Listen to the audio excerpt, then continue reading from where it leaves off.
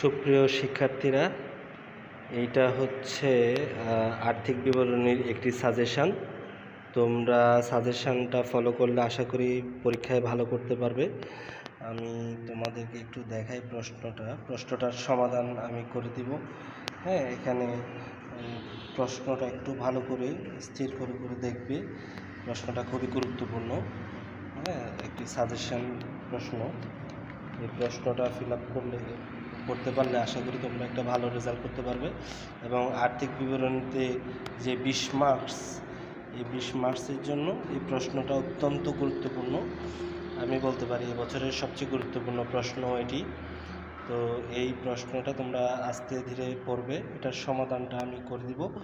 তোমরা বাসায় আগে প্রশ্নটা ভালো করে দেখো, দেখার পরে এই প্রশ্নটা কিভাবে সাজাতে হবে, কিভাবে করতে হবে, এবং এটা কিন্তু খুবই গুরুত্বপূর্ণ। আশা করি করব। ধন্যবাদ।